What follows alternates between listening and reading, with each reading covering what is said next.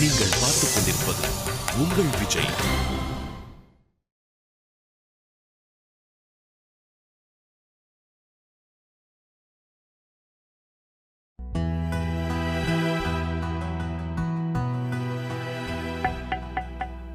S.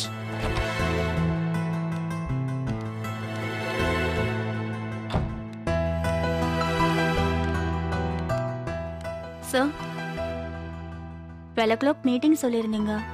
ம். வர வழியில் அஸ்வினுக்கு ஒரு சின்ன ஆக்சிடென்ட்டா? பெருசா அடி ஒன்றும் இல்லை. டாக்டரை பார்த்துட்டு வந்துடுறேன்னு சொன்னாங்க சார். மீட்டிங்க்கு அவன் வரமாட்டான், அப்படிதானே? அது வந்து சார், ஸ்கூல் பசங்க மாதிரி டிராஃபிக், மழை பெய்யுது, கீழே விழுந்துட்டேன். நீங்களாம் எப்போ மாற போறீங்கன்னு தெரியல. இல்லை சார், நிஜமாவே இன்னைக்கு மீட்டிங் நடக்காது, அவ்வளோதானே?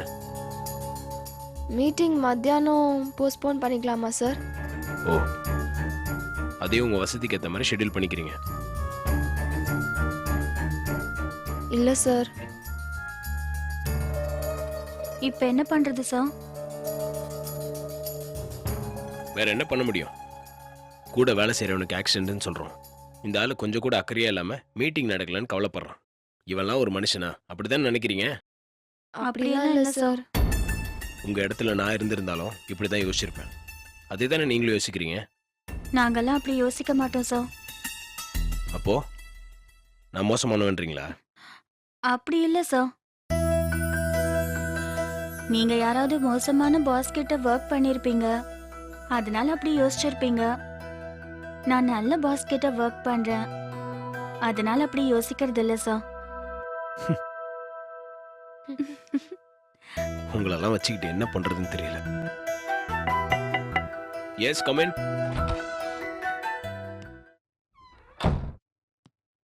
கார்த்தி, சீக்கிரம் கிளம்பா போலாம். எங்கண்ணே? என்ன எங்கன்னு கேக்குற? உன் வெஹிக்கிளுக்கு இன்சூரன்ஸ் கிளைம் பண்றதுக்கு போலீஸ் சர்டிபிகேட் வேணும்னு கேட்டு இருந்தல, அது ரெடியா இருக்கு. போய் இன்ஸ்பெக்டரை பார்த்து ஒரு வணக்கத்தை வச்சுட்டு வாங்கிட்டு வந்துடலாம். என்னென்ன நீங்க? இதுக்கெல்லாம் நான் வரணுமா?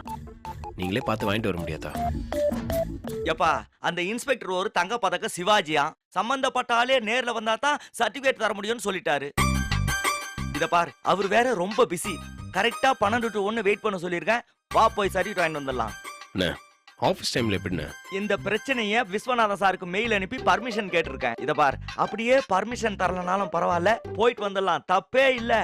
அது எப்படின்னு? பெர்மிஷன் வாங்காம போற தப்பு இல்ல. இத பார் கார்த்தி, 9 to 6 ஆபீஸ் அவர். நீ 10 மணி வரைக்கும் வேலை பாக்குற. யார்கிட்டயாவது பர்மிஷன் வாங்கிட்டா வேலை பாக்குற? அதே மாதிரி ஆபீஸ் டைம்ல வெளியே போறதுக்கு யாருடைய பர்மிஷனும் தேவையில்லை. ஆமாண்ணே, இது எல்லாரும் முன்னாடி சொல்லுங்க, அப்பதான் உங்களுக்கு கட்ட அடிக்க வசதியா இருக்கும். இல்லை சார், நாங்கள் அப்படியெல்லாம் பண்ண மாட்டோம் சார். சரி, ஓகே, நீங்க போலாம். நான் மீட்டிங் எப்ப அப்புறமா இன்ஃபார்ம் பண்றேன். Okay sir.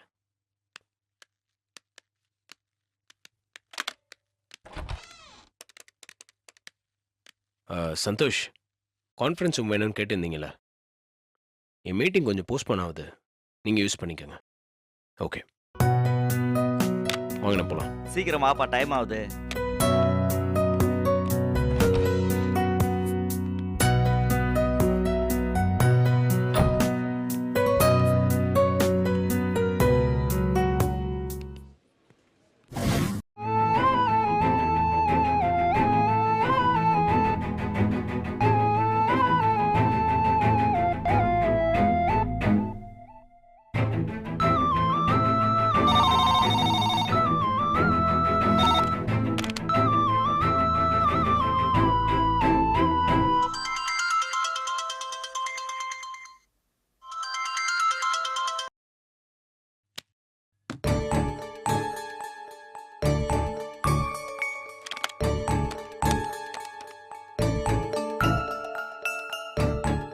சந்தோஷ், நான் ராஜி பேசுறேன். சொல்லுங்க மேடம்.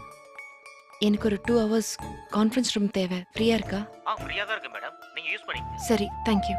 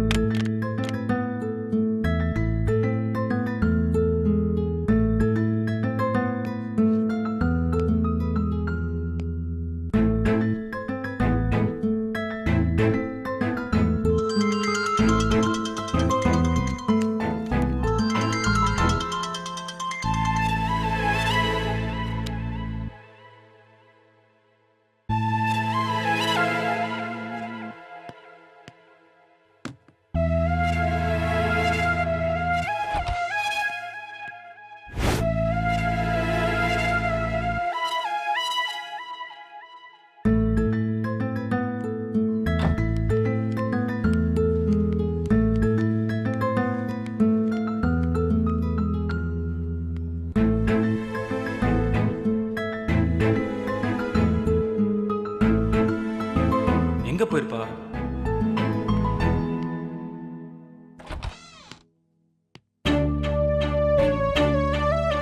சாரி, ஏதாவது பிரச்சனையான்னு பார்க்க தான் வந்தேன். ஃபோன் எடுக்க பிடிக்காம அவாய்ட் பண்ணியிருந்தா இட்ஸ் ஓகே, நான் அப்புறமா வரேன். கமல், ஒரு நிமிஷம். நீ எதுவும் எக்ஸ்பிளைன் பண்ணணும்னு அவசியம் இல்லை ராஜி. சில சமயம் நமக்கு அப்படி தான் இருக்கும். சில சமயம் யார்கிட்டயாவது பேசினா நல்லா இருக்கும்னு தோணும். சில சமயம் க்ளோஸான ஆளாக இருந்தால் கூட அவங்கக்கிட்டையும் பேச பிடிக்காது.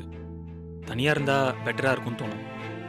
பரவாயில்ல, எப்போ பேசணும்னு ஃபீல் பண்ணுறியோ அப்போ சொல்லு, நான் வரேன். ஒரு நிமிஷம் உட்காரு.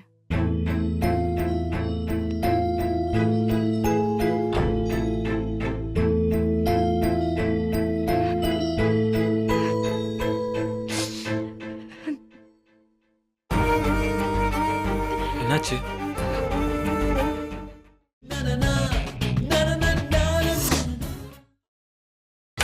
நீங்கள் பார்த்துக் கொண்டிருப்பது உங்கள் விஜய்.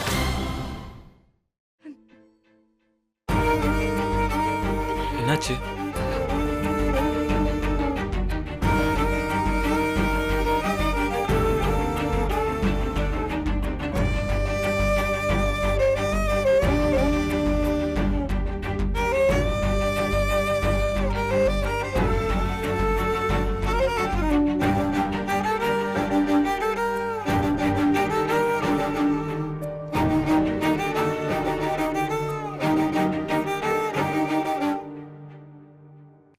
டைவர்ஸ் வேணும்னு கேட்டது நான் தான். ஆனாலும் அந்த பேப்பர்ல கையெழுத்து போடுறப்போ மனசே நொறுங்கி போயிடுச்சு. என்னடா நான் இப்படி பேசுறேன்னு உனக்கு தோணுதா? சச்சா, சில சமயத்தில் ஆப்ரேஷன் தவிர்க்க முடியாது ராஜி. ஆப்ரேஷன் பண்ணாதான் நம்ம உயிரோடு இருக்க முடியும். ஆனால் ஆப்ரேஷன் பண்ணுறப்போ வலியும் வேதனையும் இருக்க தானே செய்யும். கார்த்தி உனக்கு நெருக்கமான ஆளாக இருக்கிறதுனால அவனை வெட்டி எறியறது தான் உனக்கு நல்லது. அப்படி வெட்டி எறியறப்போ உனக்கு வலிக்க தானே செய்யும். அப்படி இல்ல கமல். அவனோட வாழ்ந்த ஒவ்வொரு நிமிஷமும் எனக்கு ஞாபகத்துல இருக்கு. அவன் பார்த்த முதல் பார்வையில இருந்து அந்த பேப்பர்ல அவன் கழுத்தை வாங்கிட்டு போற வரைக்கும் எல்லா விஷயங்களும் பசுமையா என் ஞாபகத்துல இருக்கு. எப்படியெல்லாம் காதலிச்சோம் கமல். எத்தனை சண்டை, எத்தனை சமாதானம், எவ்வளவு சந்தோஷம். ஒவ்வொரு நாளையும் நாங்க அனுபவிச்சு வாழ்ந்தோம். எங்க காதல் கல்யாணத்துல முடியறதுக்குள்ள எவ்வளவோ போராட்டம். இதெல்லாம் ஒரே கையெழுத்துல பொய்யா போயிடுச்சு. அந்த ஏமாற்றத்தை என்னால தாங்கிக்க முடியல கமல். வலிக்குது. நான் பண்ண ஒரே தப்பு இந்த கல்யாணம் ஆயிப்போச்சு. கொஞ்சம் கூட எந்த யோசனையும் இல்லாம அவன் அந்த பேப்பர்ல கையெழுத்து போட்டப்போ இதுக்கு தானே இவ்வளவுன்னு எனக்கு தோணுச்சு.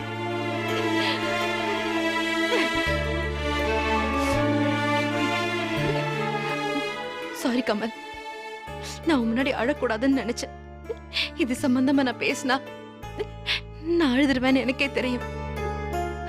அதனாலதான் நான் உன்னை அவாய்ட் பண்ணேன். என்னாச்சுன்னு நீ அன்பா கேட்டல்ல, அதுக்கு மேல என்னால அடக்க முடியல. அழறது நல்ல விஷயம் தான். மனசுல இருக்கிறதெல்லாம் அழுது கொட்டிட்டா மனசு லேசாயிடும் ராஜி. எனக்கு இப்ப யாரும் இல்ல கமல். விஷ்ணு என்னடானா நான் இந்த சமயத்துல டைவர்ஸ பத்தி பேசினது தப்புன்னு சொல்றாரு. எனக்கு கீழே இருக்கிறவங்க கிட்டயும் நான் இந்த விஷயத்தை ஷேர் பண்ணிக்க முடியாது. எனக்குன்னு இருந்த ஒரே பெஸ்ட் ஃப்ரெண்ட் லக்ஷ்மி இப்ப அவளும் என் கூட இல்ல. என்னோட அப்பா அம்மா நீ ராஜியோட இருந்தாலும் இல்லனாலும் நீதான்ப்பா எங்க மருமகனு கார்த்திக்கு சப்போர்ட் பண்றாங்க. உண்மையை சொல்லணும்னா இந்த விஷயத்தை ஷேர் பண்ணிக்கிறதுக்கு உன்னை தவிர எனக்கு வேற யாரும் இல்ல கமல். உன்கிட்ட எனக்கு பேசுறதுக்கும் சில சமயம் தயக்கமா இருக்கு. ஏற்கனவே எனக்காக நீ எத்தனையோ வருஷம் வேஸ்ட் பண்ணிட்ட. நான் என்னோட ஆறுதலுக்காக எதையாவது பேச போய் உனக்கு நம்பிக்கை கொடுத்த மாதிரி ஆயிடக்கூடாதுன்னு பயமா இருக்கு. இது வரைக்கும் நடந்த பிரச்சனைங்களே போதும். இதுக்கு மேலேயும் புதுசா இன்னொரு பிரச்சனை வேணான்னு பாக்குறேன். நான் ஏதாவது தப்பா பேசியிருந்தா என்ன மன்னிச்சிரு. நீ எதுவும் தப்பா பேசல. முதல் தடவையா என்கிட்ட மனசுல இருக்கிறத பேசியிருக்க. ஃப்ரெண்ட்ஸுங்கிட்ட எப்பவுமே உண்மை பேசுறது தான் நல்லது. நீ என்ன யோசிச்சோ அதை நீ சொல்லிட்ட. இப்போ நான் என்ன யோசிக்கிறேனோ அதை நான் சொல்கிறேன். உன்னை எனக்கு பிடிச்சிருந்தது. 5 வருஷமா உன்னையே யோசிச்சுட்டு இருந்தேன். உன்னை தேடி தான் நான் சென்னைக்கே வந்தேன். நீ கார்த்திக் கூட இல்லைங்கிறது நிச்சயமா எனக்கு ஒரு அட்வான்டேஜான விஷயம் தான். உன் கூட சேர எனக்கு ஒரு வாய்ப்பு கிடைச்சதுன்னா கண்டிப்பாக அதை மிஸ் பண்ண மாட்டேன். இதெல்லாம் நீ என்கிட்ட பேசுறதுக்கு முன்னாடி வரைக்கும் நிஜம். இப்போ நீ என்கிட்ட பேசினதுக்கப்புறம் உனக்கு முக்கியமான தேவையா எனக்கு தெரியறது ஒரு நல்ல ஃப்ரெண்ட்ஷிப். நினைச்சதை ஷேர் பண்ணிக்கிற மாதிரி, உங்ககிட்ட இருந்து எதுவுமே எதிர்பார்க்காத மாதிரி ஒரு ஃப்ரெண்ட்ஷிப். ஆறுதலா சாஞ்சிக்க ஒரு தோள், தைரியம் கொடுக்குற மாதிரி உன் கையை பிடிச்சிக்க ஒரு கை. இது மூலமா வாழ்க்கை பூரா நீ என் கூட இருக்கணுன்ற திட்டத்தோட பழகாம இந்த நிமிஷம் உனக்கு நான் ஆதரவா இருப்பேன்னு சொல்ற மாதிரி ஒரு ஃப்ரெண்ட்ஷிப். அப்படி ஒரு ஃப்ரெண்டா கண்டிப்பா நான் இருப்பேன்.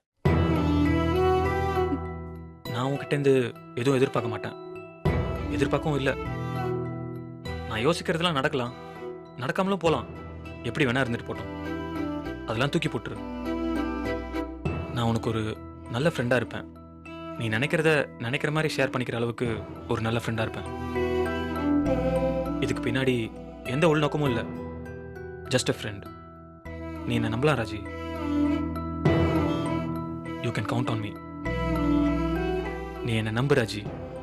ஒரு நல்ல நண்பனா உன் வாழ்க்கை பூரா உன் கூடவே இருப்பேன். இன்னொரு தடவை உனக்கு ஃப்ரெண்டுன்னு யாரும் இல்லைன்னு சொல்லாத, நான் இருக்கேன். ஒருவேளை கடைசி வரைக்கும் வெறும் ஃப்ரெண்டாக தான் இருக்க முடியும்னு ஒரு சூழ்நிலை வந்தாலும் நான் உன் ஃப்ரெண்டாகவே இருப்பேன். நீ தைரியமா இரு, ரிலாக்ஸ்டா இரு, எப்பவும் போல நீயாவே இரு. தேங்க்ஸ் கமல்.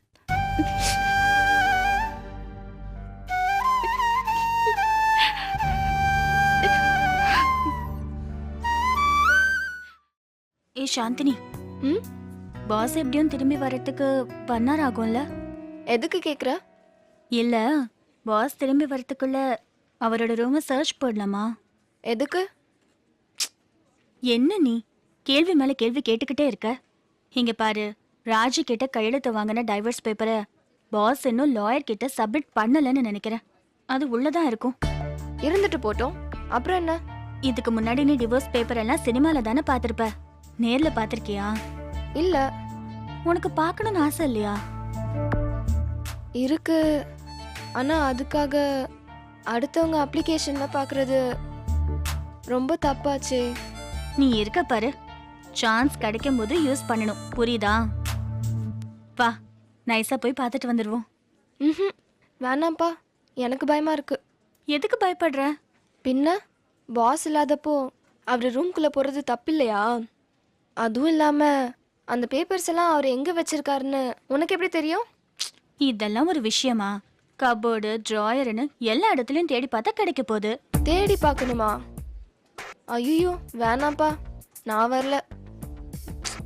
ஏய் ப்ளீஸ் டி, சும்மா வாப்பா, நான் தேடிக்கிறேன். ஆமாம், உனக்கு எதுக்கு அந்த பேப்பர்ஸ்? எனக்கு எதுக்கு அந்த பேப்பர்? ஒரு வாட்டி உன் கண்ணில் காட்டுறதுக்கு தான். நீ தான் நான் சொன்னா நம்பவே மாட்டேங்கிறியே. அம்மா தாயே, நான் நம்புறேம்மா, அதுக்காக என்னை நீ வம்பல மாட்டி விட்டுறாத. அவ்வளோ இம்பார்ட்டன்ட் பேப்பர்ஸை ஆஃபீஸில் யாரும் வைக்க மாட்டாங்க. ஏய் இல்லடி, பாஸ் கையில் ஒரு கவரை பார்த்தேன், அதுக்குள்ள தான் டிவோர்ஸ் பேப்பர்ஸ் இருந்துச்சு. அதை ஒரு வாட்டி கண்ணால பார்த்துட்டா கன்ஃபார்ம் பண்ணிக்கலாம். அதை பார்த்துட்டு என்ன நீ கன்ஃபார்ம் பண்ண போற? அது ஒன்றும் இல்லடி, அவர் ராஜா டைவர்ஸ் பண்றது கன்ஃபார்ம் ஆனா என் ரூட்டு கிளியர் ஆகும்ல. மண்ணாங்கட்டி, வாயை மூடிட்டு இரு. அப்படிலாம் எதுவும் நடக்காது, அவங்க ஒன்றும் பிரிய மாட்டாங்க. பாத்தியா, அவங்க பிரிஞ்சிருவாங்கன்னு நான் நினைக்கிறேன், அவங்க பிரிய மாட்டாங்கன்னு நீ நினைக்கிற. அந்த பேப்பர்ஸை பார்த்தா தெரிஞ்சிட போகுது, அதனாலதான் வான்னு கூப்பிடுறேன். ஏய், உனக்கு கொஞ்சமாவது அறிவு இருக்கா? அது அவங்க பர்சனல்டி, அதை தெரிஞ்சுக்கணும்னு நினைக்கிறது எவ்வளோ பெரிய தப்பு தெரியுமா? 4 விஷயம் தெரிஞ்சுக்கிறதுல ஒரு தப்பும் இல்ல, அதுவும் ஒரு ஜிகே தான். எனக்கு இருக்கிற அறிவே போதும், ஜிகே எல்லாம் ஒன்றும் வேணாம். ஏய் இப்படியே பேசி பேசி டைம் வேஸ்ட் பண்ணாதடி, பாஸ் வரதுக்குள்ள தேடி பார்த்துருவோம். வாடி ப்ளீஸ். ம் நான் வரல. ஏய் ப்ளீஸ் பா, எனக்காக வா. ஆ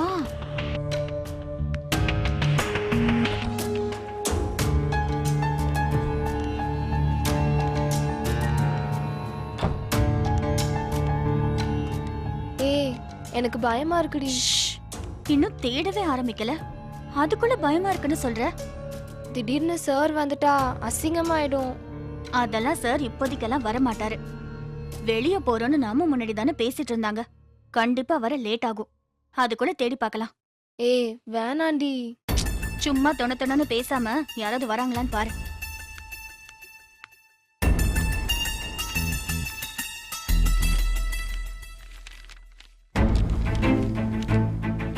ஐயோ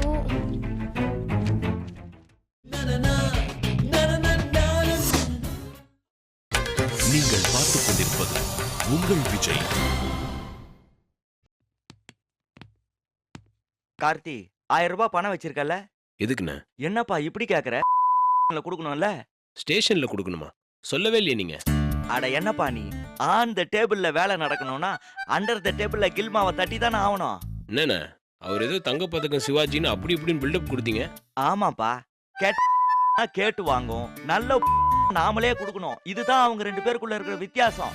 இதெல்லாம் ஒன்றும் சரியில்லைண்ணே. எப்பா சும்மாவா சொன்னாங்க பெரியவங்க போகாம இருந்தா பெட்டர்னு? இத பார், அப்படியே போக வேண்டிய சூழ்நிலை ஏற்பட்டாலும் நமக்கு பிரச்சனையை சமாளிக்க முடியலன்னு சொன்னா காசை பத்தி யோசிக்க கூடாது, தட்டி விட்டுடணும்.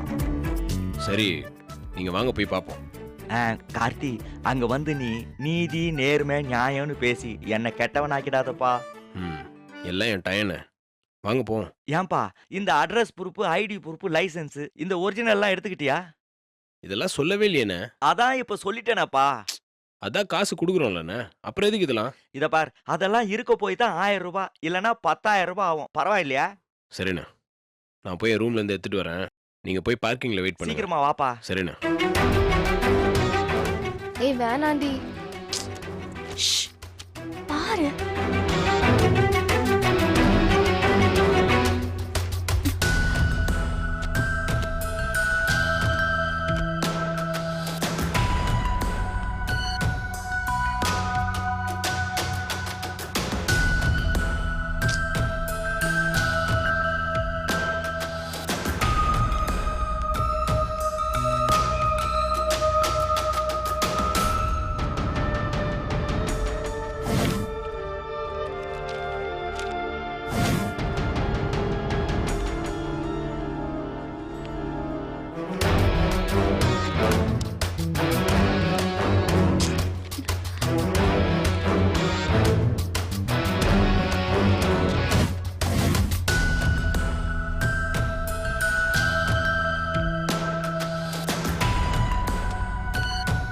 யாராவது வராங்களா?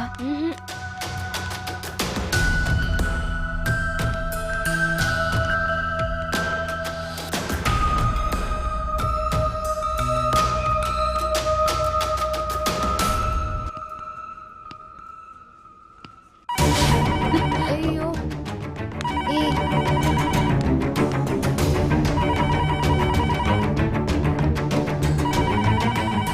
ஏய் போன் அடிச்சுக்கிட்டே இருக்கு, எடுக்கலாமா?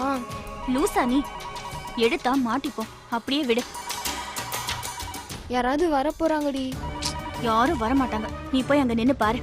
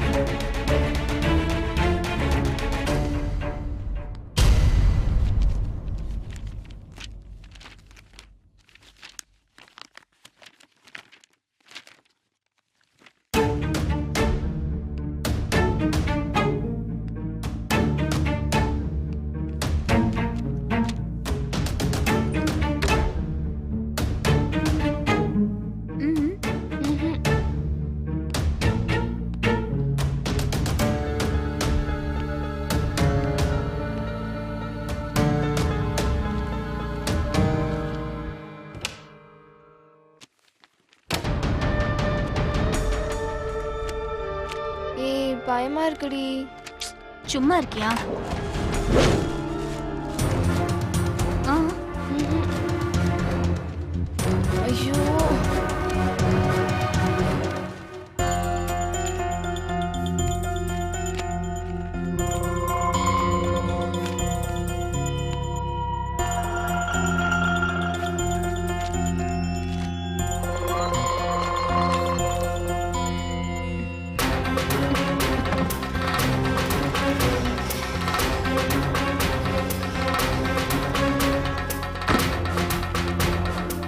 ஏய்